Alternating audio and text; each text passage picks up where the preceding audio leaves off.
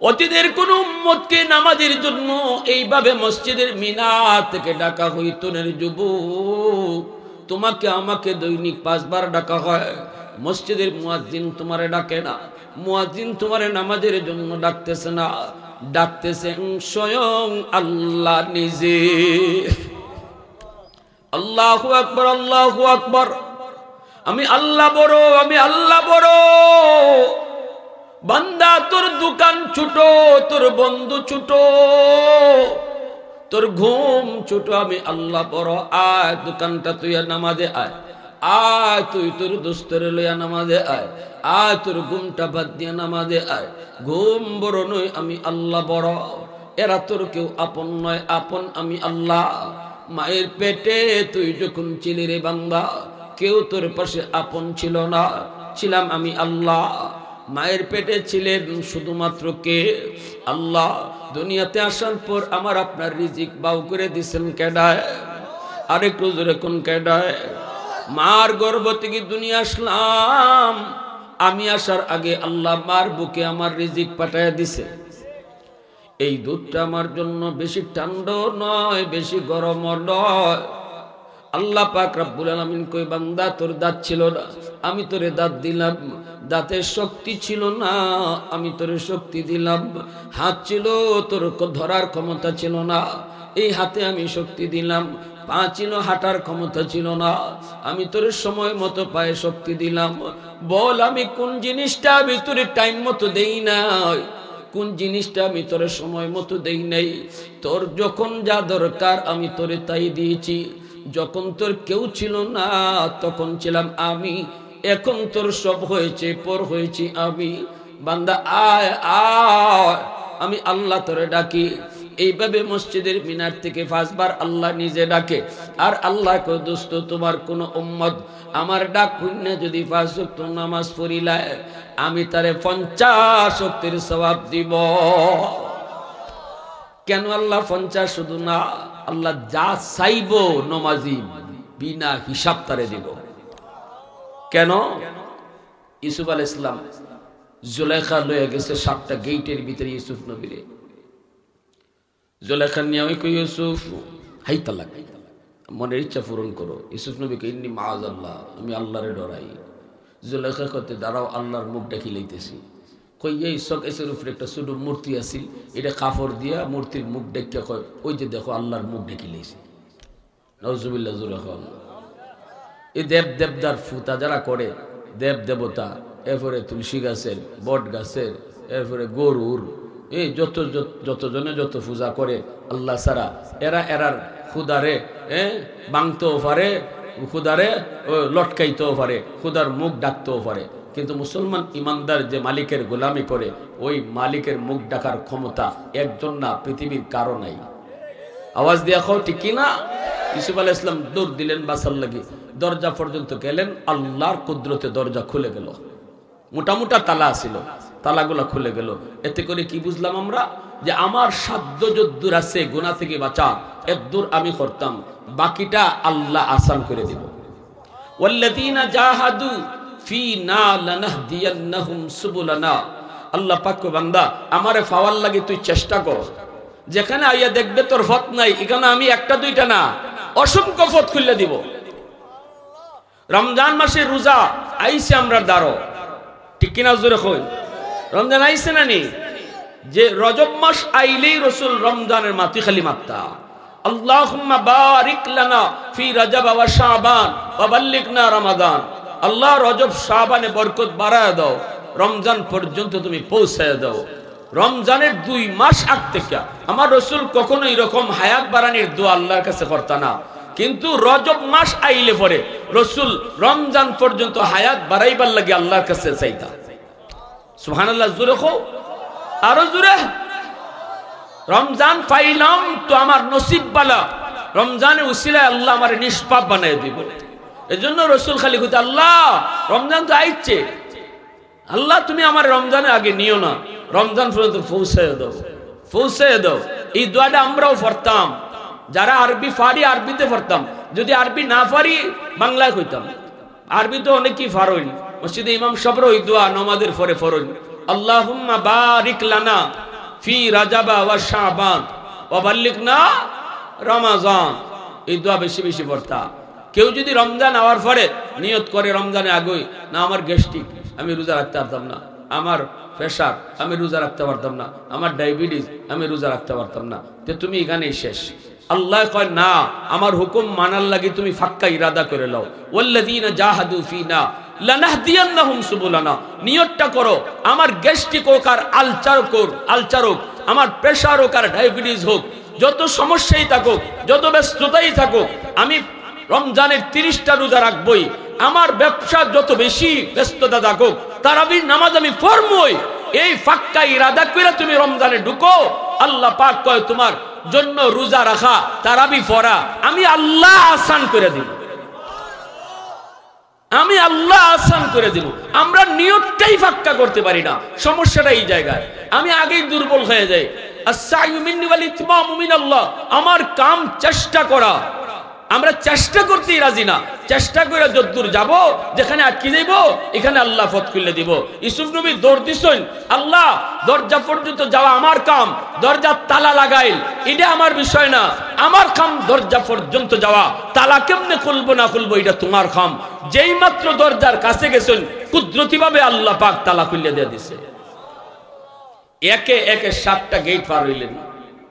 জুলেখার জামাই সামনে, ইউসুফ নবী আর জুলেখা তারা দৌড়ে বাইরিতেছে। জুলেখা পিছে ইউসুফ নবীর জামা ধরে টান দিছে, পিছে জামা সিঁড়ি গেছি গা, তাও ইউসুফ আলাইহিস সালাম থামছেন না, তাই দৌড় জামা সিঁড়ি লিসি পিছনে টান দিয়া। জুলেখার জামাই যে সামনে পড়ছে, এখন জুলেখা ইউসুফ আলাইহিস সালামকে দোষী বানাই লিছে। ইউসুফ আলাইহিস সালাম এখন আমি দোষী না, আপনার বউ দোষী। এখন জামাইয়ে কার কথা মানতো, কার কথা বিশ্বাস করতো? একটা দুধের বাচ্চায় সাক্ষী দিছে, মার কুলো থেকে একটা দুধের বাচ্চায়। আপনাদের সাতক এলাকায় দুধের বাচ্চা কথা কয়নি? হ্যাঁ, পৃথিবীতে 4টা দুধের বাচ্চা দুধকালীন সময়ে কথা কইছে। এর ভিতরে 3টা দুধের বাচ্চার কথা আল্লাহ কোরআনে আনছেন, আর একটা দুধের বাচ্চার ঘটনা নবী তার হাদিসে আনছেন। যে 3টা দুধের বাচ্চা মার কুলো থেকে কথা কইছে, 1 নম্বর হযরত ঈসা আলাইহিস সালাম, মরিয়ম আলাইহিস সালামের কুলো থেকে কইছেন ইন্নী আব্দুল্লাহ আতানিয়াল কিতাব ওয়া জাআলানি নাবিয়্যা। আমার মারে সন্দেহ করো না, আমি বাপ ছাড়াই দুনিয়াতে আইছি। ঈসা আলাইহিস সালাম বাপ ছাড়া আইছেন, ঠিক না? আর জোরে মাতোকা, ঈসা আলাইহিস সালাম কি বাপ ছাড়া আইছেন না? বাপ ছাড়া আইছেন। সন্দেহ করছে এলাকার মানুষে, কিন্তু ঈসা আলাইহিস সালাম নিজে এর সন্দেহ দূর করে দিয়েছেন। যখন শুনছে দুধের বাচ্চাই কইতেছে আমার আম্মা নির্দোষ, আমার আম্মা পুত পবিত্র, তখন তারা বিশ্বাস করছে। আরেকটা দুধের বাচ্চার কথা সূরা বুরুজের মধ্যে আল্লাহ আনছেন। জালেম বাদশা ইউসুফ জুনাওয়াত যখন মহিলার বাচ্চাটারে, দুধের বাচ্চাটারে আগুনে ফালাই দিছে, কয় দেখ তোর বাচ্চারে আগুনে ফালাই দিতেছি, তাড়াতাড়ি আমারে সেজদা কর। তখন মায় কইছিল আমি বিবি হাজেরার উত্তরসূরি, সন্তানের ডর আমারে দেখাইস না, আমি হাজেরার সন্তান। সুবহানাল্লাহ, জোরে বলেন। ওই বাচ্চা আগুনে থেকে একটা ভাষণ দিছিল, কইল মা তুমি দেখতেছো এটা আগুন, কিন্তু আমি আগুনে ফইরা দেখি এটা ইব্রাহিমের ফুলের বাগান। ওই দুধের বাচ্চার ঘটনা 3 নম্বর দুধের বাচ্চা ইউসুফ আলাইহিস সালামের সূরা ইউসুফের মধ্যে আল্লাহ আনছেন। ইউসুফ আলাইহিস সালামের পক্ষে এই দুধের বাচ্চাটা সাক্ষী দিছে। আরেকটা দুধের বাচ্চার কথা আল্লাহর এক বহুত বড় ওলি জুরাইজ তার নাম, ইমাম বুখারী রাহমাতুল্লাহ আলাইহি তার বুখারী শরীফের মধ্যে আনছেন। বনি ইসরাইল একজন জুরাইজ বহুত বড় আল্লাহর ওলি ছিল, ওনার উপরে একটা তহমত উঠাইছিল। একটা মহিলা বাচ্চা লইয়া আইয়া কয় এই বাচ্চার বাপ হইল ইফিস সাহেব। অন্ত হুজুর পড়ে গেছেন বিপদ। মহিলা যদি নিজে কই আমার এই বাচ্চার বাপ হইল ফিসাব, তাহলে এলাকার মানুষে আর কোনো সাক্ষী চাইব নি? সাক্ষী লাগতো না। তাই কই না আমি না। কয়তে মহিলা যে কইতেছে, কয়তে খারাও বাচ্চাই নিজে কইব তার বাপ কেডা। ফেটকে এমনি গুতা দিয়ে কোন কত আব্বা কেডা, এমনি বাচ্চা কয় আমার বাপ হইল ওই ছাগল রাখাল। বাসাই দিছে আল্লাহ পাক। এই যে ইউসুফ আলাইহিস সালামের পক্ষে সাক্ষী দিছিল দুধের বাচ্চাটা, কি কইছিল? আজিজ মিসর, ইউসুফ দোষী না জুলেখা দোষী? প্রমাণ যদি করতে চাও দেখো ইউসুফের জামা সামনে সিরা না পিছে সিরা। সামনে যদি সিরা হয় ইউসুফ দোষী, আর পিছে সিরা হইলে জুলেখা দোষী। তালাশ করে দেখা যায় পিছনে সিরা ইউসুফ আলাইহিস সালাম নির্দোষ, প্রমাণিত হয়ে গেল একটা দুধের বাচ্চার সাক্ষীতে, ঠিক না? এই ইউসুফ আলাইহিস সালাম রে এরপরে জুলেখায় জেলে ঢুকাইছে। জেল থেকে বাইরে হইছেন, খাদ্যমন্ত্রী হইছেন, অভাব দেখা দিছে মিশরে। তিনি মানুষ জনগণকে খাদ্য দিতেছেন 5 কেজি করে আটা, লাইন ধরে সবাই আইতেছে মাথা পিছে 5 কেজি। একজন যুবক আইছে, আয়া কয় আমারে 10 কেজি দেওয়ার লাগবে। ইউসুফ আলাইহিস সালাম সবাই নেয় 5 কেজি, তোমারে দিব 10 কেজি কেন? কথা কইলে 15 কেজি দিতে হইব। ইউসুফ আলাইহিস সালাম এটা কি ব্যাপার, তুমি কি নিয়ম ভাঙবানি? যুবক কয় আর একটু মাত্রে 20 কেজি দেওয়ার লাগবে। ইউসুফ আলাইহিস সালাম ঘটনাটা কি এটা কও। কয় হুজুর আপনি যদি আমার পরিচয় পান 10 কেজি আর 20 কেজি আর 40 কেজি না, আমার পরিচয় পাইলে আপনি আমি যা চাইবো তাই দিবা। আল্লাহর পয়গম্বর ইউসুফ আলাইহিস সালাম তিনি বলতেছেন কি তোমার পরিচয়? এই কথা বলতে যুবক নবীকে ডাক দিয়া কয় নবী গো আপনি একটু দেখুন তো, একটা দুধের বাচ্চা আপনাকে জুলাইখার ষড়যন্ত্র থেকে সাক্ষী দিয়া বাঁচাইছিল, মনে আসেনি? ইউসুফ নবী কোন মনে আছে? সাথে সাথে যুবক কয় নবী গো ওই দিনের দুধের শিশুটাই আমি আজকের যুবক। ইউসুফ আলাইহিস সালাম টান দিয়া বুকে জড়ায়া, চোখের পানি জড়ায়া জড়ায়া তিনি কান্দেন আর কোন বাইরে আয় আয় আমার বুকে আয় আয় আমার বুকে আয়। ভাই তুই কি চাস কো, তোর জন্য দরজা অপেদ, বাইতুল মালের দরজা তোর খোলা, কি নিতে চাও তুই নিয়ে যাও। সাথে সাথে আল্লাহ পাক জিবরাইল আলাইহিস সালামকে ইউসুফ আলাইহিস সালামের কাছে পাঠায় কয় ইউসুফ একবার শুধু তোমার পবিত্রতার সাক্ষী দিছিল এই যুবক, তার জন্য বাইতুল মালের দরজা যদি তুমি খুলে দাও, আখেরি জমানার আমার বন্ধুর উম্মত, আখেরি জমানার উম্মত এরা দিনও 5 বার নামাজ পড়িয়া আমার পবিত্রতার ঘোষণা দিব। যারা দৈনিক 5 বার নামাজ পড়িয়া আমি আল্লাহর পবিত্রতার ঘোষণা দিব, বলো আমি তাদের জন্য জান্নাতের কয়টা দরজা খোলা রাখছি? আওয়াজ দিয়ে কও না সুবহানাল্লাহ, আরো জোরে সুবহানাল্লাহ। এজন্য আমার প্যারা বন্ধুরা, ওই মূসা আলাইহিস সালাম তখন বলতেছিলেন মালিক তোর পাহাড়ে আমি এসে কথা বলি, কিন্তু ওই উম্মত তোমার লগে কেমনে কথা কইব? আল্লাহ পাক রব্বুল আলামিন কই মূসা এরা নামাজে দাঁড়াইলেই আমার সাথে কথা কইব। মূসা নবী তখন কই মালিক বুঝলাম নামাজি তোমার লগে কথা কইব, কিন্তু তুমি কেমনে কথা কইবা? আল্লাহ পাক কয় যখন এরা কোরআন তেলাওয়াত করব তখন আমি নিজে তার লগে কথা কইমু। এ যুবক নামাজি আল্লাহর লগে কথা কয়, আর কোরআন তেলাওয়াতকারীর লগে আল্লাহ নিজে কথা কয়। আজকে মুসলমানের ঘরে কোরআন তেলাওয়াত নাই, ডেলি মুসলমানের ঘরে টেলিভিশন চলে, মুসলমানের ঘরে টেলিভিশন চলে, মোবাইল চলে, প্রতিদিন গানের আওয়াজ ঘরের ভিতরে হয় কিন্তু তিলাওয়াতের আওয়াজ হয় না। সপ্তাহ যায় মাস যায় মুসলমানের ঘরে কোরআন তেলাওয়াত নাই, কোরআন তেলাওয়াত নাই। এজন্য ঘরে রহমতের দরজা বন্ধ, গানের আওয়াজ চলে, গজবের দরজা খোলা, রহমতের দরজা বন্ধ, গজবের দরজা খোলা। যেই করে কোরআন তেলাওয়াত হয় না এই করে রহমত আসে না, এই করে রহমত আসে না। ভাই ভাই মিল থাকে না, বাপ বেটায় মিল থাকে না, স্বামী স্ত্রীর ভিতরে মিল থাকে না। হুজুরের কাছে পানি পড়ার জন্য দৌড় দেই, বিবি সাহেব দৌড়ায়, জামাইও দৌড়ায়।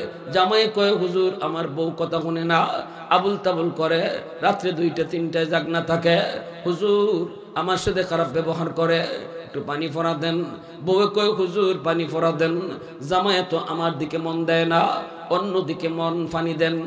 পানি ফোড়ায় কাম হইতো না, কারণ রোগ এক জায়গায়, ওষুধ লাগাইতেছি আর এক জায়গা, ঠিক না? আগুন লাগছে শেরপুর, পানি দেয় ফরিদপুর, আর সকলটা হুজুরের। হুজুর যদি পানি ফোড়া দেয়, পানি ফোড়ায় কাম হয় না, কারণ রোগ বুঝা চিকিৎসা হয় নাই। এখন হুজুরের পানি ফোড়ায় যদি কাম না হয় তাহলে তো হুজুরের দোষ। সুনামগঞ্জ বাজারও গিয়া চা খাইব আর কইব নাই রে, নাই নাই আগের মেসাব নাই। কি নাই? আগের মেসাব নাই। কেন কি হয়েছে? আগের মেসাবের ফু ডাইরেক্ট 100। আর এখন কয়বার যে গেলাম ইমাম সাহেবের দ্বারা পানি আনতে, জামাই আগে মারতো একবার, এখন মারে 3 বার। তাইলে ঘটনাটা কোন জায়গায়? পানি পড়ার দোষ? পানি পড়ার দোষ না। হুজুর যে কোরআন পড়া ফু দিছে, এই কোরআন তোমার ঘরে ঢুকতো যায়, গিয়া দেখে দল লাগাই।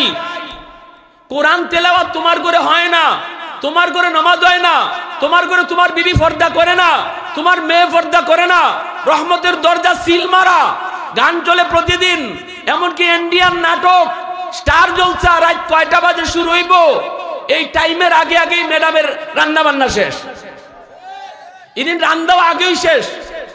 নাটকের টাইম জানা আছে, নাটকের রুটিন জানা আছে, টেলিভিশন ছাড়ার টাইম আছে, কিন্তু আমার ঘরে তিলাওয়াতের টাইম নেই। ঠিক কিনা জোরে কও? বাপে তেলাওয়াত করি না, মা তেলাওয়াত করি না, সন্তানে করে না, বাচ্চা করে না, ভাই করে না, অথচ আমার ঘরে আমি আশা করি রহমত আইতো। হুজুরে পানি পড়াকে ঢুকতো, হুজুরে তাবিজ পড়া ঢুকতো। তাবিজ তো কোরআনে আয়াত, পানি পড়া তো কোরআনে আয়াত। গজবের দরজাতে ঢুকে না, আমার ঘরের গজবের দরজা আমি খোলা রাখা, রহমতের দরজা সিল মাইরা হুজুরের পানি পড়ে কাম হওয়ার আশা করলে এই আশা আশাই থাকবে। হুজুরের দোষ না। যেই জমানায় মুসলমানের ঘরে ফজরের পরে সুমধুর কোরআন তেলাওয়াতের আওয়াজ শোনা যাইত, ওই সময়ে হুজুরদের পানি পড়ার কামও আসিল ডাইরেক্ট। গরফুরি সাহেবের জীবনীতে আমরা শুনছি, আমাদের উস্তাদদের জবানে শুনছি যে তাই ওই শনি মঙ্গলবারে মানুষের যে ফু দিতা, এই লাইন ধরে হাজার হাজার মানুষ আইছে, সবরে ফু দিলে পরে হুজুরের সারাদিন ইফু তৈ যাইব। এজন্য মাদ্রাসার সামনে যে ফুকুরা ছিল, এই ফুকুরও ফু দিয়ে যাইতা গা। আর কইতা ফুকুর থেকে পানি নেও, ওই মানুষের ফুকুর থেকে পানি নিত, কাম হয়ে যেত, কারণ রহমতের দরজা সবার ঘরে খোলা আছে। কষ্ট পাইতেছেন আপনারা? হ্যাঁ, নাকি তা কইবা বেটা ঢাকার থেকে আইয়া দিয়ে আমরা চলে যেতেছি গিয়া। যেটা রোগ, রোগের কথা আগে তো রোগ ধরন, এরপরে না চিকিৎসা। ঠিক কিনা জোরে কম? রোগ না ধরে চিকিৎসা দিলে কোনোদিন লাভ হইব? বাংলাদেশে ডাক্তারের মতো, বাংলাদেশের ডাক্তারে খাসলো দিল রোগ না ধরে খালি টেস্ট দেও, টেস্ট। রোগী গেছে হেরে না খেয়ে মুখে খালি টেস্ট আর টেস্ট। এখন টেস্ট দেখেন লাগি তো তুমি ডাক্তার হিসেবে লাগি টেস্ট দেখে যদি কন লাগে কিতা, আরে না, সর্দি করলেও টেস্ট করে আও, জ্বর উঠলেও টেস্ট করে আও। ঠিক কিনা? যার কারণে ওই রোগ না ধরে চিকিৎসা করলে পরে চিকিৎসা ভুলই হয়। এক লোক লন্ডন থেকে আইয়া গরফেরি সাহেবের কাছে কয়, হুজুর আমি লন্ডন থেকে আইসি বড় শখ কইরা, হুজুর আমি আমার আপনি খাসভাবে ফু দেন। তে হুজুর কয় আমি তো ফুকুরও দিলাম, এখান থেকে সবাই পানি নিতেছে, তুমি নেও। কয় হুজুর আমার কিতা কিতা জানি করে এখানে, কয় ফুকুরের ইফার থেকে হিফারও ফু যায় এখানে। তো আল্লাহর ওলি তোমার একই নয়, কয় না হুজুর একই নয়, কিন্তু আমার ইতমিনানে কলব, আমার আত্মার প্রশান্তি হয় না। তো হুজুর বলতেছেন তো তুমি পানি নিবা খাস ভাবে আনছনি কোনটা? আনছি হুজুর একটা খাসের জগ। তো ধরো খাসের জগ বালা করে ধরো, তো 2 হাত দিয়ে এইভাবে ধরছে। হুজুর বারবার বলতেছেন বালা করে যাইতে ধরমিয়া, 2 হাত দিয়ে এইভাবে যাতে ধরছে। আমার একজন উস্তাদ দারো আসলা খারা, তাই কই বাবা আমি দেখতেছি সাবেকে খালি ফু দিছই, দেওয়ার লগে লগে কাছের জগ টাস টাস করে ফাইটিয়া সব পানি মাটি পড়ে গেছে। আল্লাহু আকবার, জোরে কও, আরো জোরে। এজন্য মুসা নবী কই মালিক নামাজি তোমার লগে কথা কইব, কিন্তু তুমি কেমনে কথা কইবা? এই উম্মতের লগে তুমি কেমনে কথা কইবা? আল্লাহ পাক কয় যখনই কোরআন তেলাওয়াত করব তখনই আমি কথা বলবো, তখনই আমি কথা বলবো। এই কথা বলা মাত্রই মুসা নবী কয় মালিক এত দামি উম্মত, এত দামি উম্মত তুমি আমারে দিলাও। আল্লাহ পাক কয় মুসা এরা আমার বন্ধুর উম্মত, তোমাকে কেমন করে দিব? মুসা নবী কয় মালিক যদি না দাও তাহলে আমি নবী হতে চাই না, আমারে ওই নবীর উম্মত বানাই দিলাও। আরো আস্তে কোন সুবহানাল্লাহ। বুঝা যায় আপনারা এই নবীর উম্মত হতে পেরে খুশি না? খুশি হলে একটু আলহামদুলিল্লাহ জোরে খন, আরো জোরে খন। মুসা নবী কয় মালিক আমি নবুয়তি চাই না, আল্লাহ তুমি আমাকে ওই নবীর উম্মত বানায় দাও। আল্লাহ পাক কই মুসা না না, তাও হবে না, তাও হবে না, তুমি বহু আগে আইছো, এরা আরো পরে আইব, এরা আরো পরে আইব। এইভাবে একজন দুইজন নবী নয় গো, অসংখ্য নবী তারা আবদার করেছেন। আমার আপনার প্রশংসা আল্লাহর মুখ থেকে নবীরা শুনছেন। নবীর প্রশংসাই শুধু আল্লাহ করেন নাই, এই উম্মতের প্রশংসাও তিনি আগের নবীদের কাছে করছেন। আল্লাহ এই প্রশংসা শোনার পর অনেক নবীরাই কইছে, আল্লাহ এত প্রশংসিত উম্মত যেই জমানায় আইব, ওই উম্মত তুমি আমারে বানাই দিলাও, আমার নবুয়তি লাগতো না, আমারে তুমি ওই নবীর উম্মত বানিয়ে দিলাও। কারো আবদার আল্লাহ কবুল করেন নাই, কিন্তু একজন নবীর আবদার আল্লাহ পাক কবুল করেছেন। আল্লাহু আকবার, জোরে কও। ইতিহাসের গ্রন্থ আল বিদায়া ওয়ান নিহায়া এই কিতাবের ভিতরে লিখছেন, বনি ইসরাইলের একজন বহুত বড় পয়গম্বরের নাম ছিল দানিয়াল। পয়গম্বর দানিয়াল আলাইহিস সালাম ইনি আবদার করছে, মালিক আমি এমন আবদার করব না যেই আবদার তুমি কবুল করবা না। কারণ অনেকেই অনেক আবদার করেছে ওই নবীর উম্মত হওয়ার জন্য, তুমি তাদের আবদার কবুল করো নাই। আমি এমন আবদার করব না, তবে এমন একটা আবদার করমু যেটা তুমি কবুল না কইরা পারতাই না। আরো আস্তে করে সুবহানাল্লাহ। পয়গম্বর দানিয়াল আল্লাহর কাছে কই, মালিক আমি ওই নবীর উম্মত হওয়ার আবদার করি না, তবে তোমার কাছে আবদার করি মালিক, ওই নবীর কোনো না কোনো একজন উম্মতের হাতে আমি মরার পরে আমার লাশটারে তুমি ফসায়ও না, গলায়ও না, তোমার কুদরতে আমার লাশটারে একটা নিরাপদ জায়গায় তুমি রক্ষিত রেখে দিও, সংরক্ষিত রেখে দিও। এবং ওই নবীর কোনো না কোনো একজন উম্মতের হাতে আমার কাফন দাফন জানাজা পড়াইও। আর একটু জোরে কও না রে যুবক, সুবহানাল্লাহ, আরো জোরে সুবহানাল্লাহ। উলফত মে তেরি ওয়াইসিনে দান কো তোরা, বু বকর উমর নকশে কদম তেরা না ছোরা, বু বকর উমর নকশে কদম তেরা না ছোরা, আয়ো শাক নবী ওয়াকিয়াস রার মদিনা, सुल्तान का सुल्तान है सुल्तान मदीना, सरकार का सरकार है सरकार मदीना, गुलजार का गुलजार है गुलजार मदीना। अल्लाह ने मक्का ही में ये काबा बनाया, इस काबा का काबा तेरी मरकद को बनाया, इस काबा का काबा तेरी मरकद को बनाया, ऐसा लम्हा जी चले जा राह मदीना, सुल्तान का सुल्तान है सुल्तान मदीना, सरकार का सरकार है सरकार मदीना, गुलजार का गुलजार है गुलजार मदीना।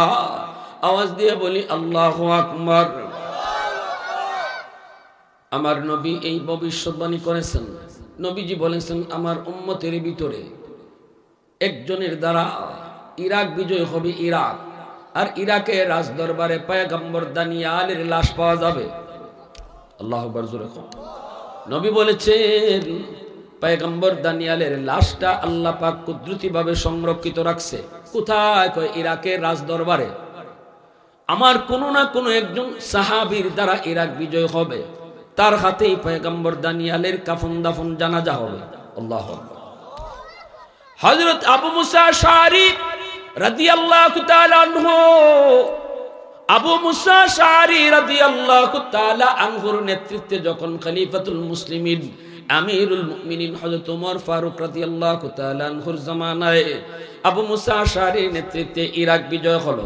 ইরাক বিজয়ের পর তিনি বলতেছেন, নবীর ওই নবীর এই কথাগুলি আমার কানে কানে ছিল, আল্লাহ নবীর এই ভবিষ্যৎবাণী আমার জানা ছিল।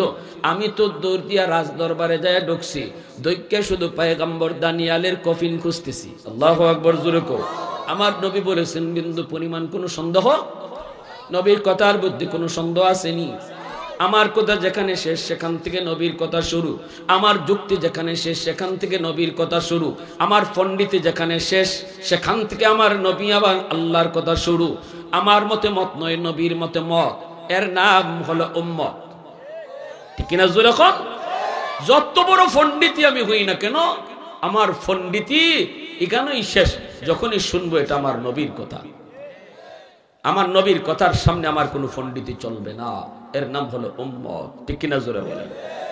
আল্লাহর নবী, রহমতের নবী, মায়ার নবী, তিনি বলছেন অতএব কোনো সন্দেহ হতেই পারে না। হযরত আবু মুসা আশআরী রাদিয়াল্লাহু তাআলা আনহু তিনি ঢুকলেন, ঢুকে তিনি কফিন খুঁজতেছেন। ভিতরে ঢুকতে ঢুকতে একটা খাস কামরার ভিতরে তিনি ঢুকলেন, ঢুকেই দেখেন একটা কফিন। কফিনের সামনেই একজন বুড়া মানুষ বসা, চুল দাড়ি সব তার সাদা, এমনকি চোখের ব্রোটা পর্যন্ত লইস্কা গেছে, চামড়াগুলা ঢিলঢাল। যাইয়ে তিনি সালাম দিয়ে বলতেছেন, কফিনটা কার? লিমানিত তাবুত? হাদা পয়গম্বর দানিয়াল। ইনি যে জিগাইতেছে কফিনটা কার, বুড়া মানুষটা কয় ইনি পয়গম্বর দানিয়াল। তখন আবু মুসা আশআরীর হাতে কাফন দাফন হয়েছে। এত সম্মানী, এত ইজ্জত আল্লাহ আমাদেরকে দিয়েছে। বলেন এই নবীর আদর্শ মতো এই নবীর সুরত আর সিরত আমাদের ভিতরে আনা দরকার আছে না নাই? কারা কারা আনতে রাজি আছেন একটু হাত উঠে দেখান। নামাজ ছাইরা না নামাজ পইরা?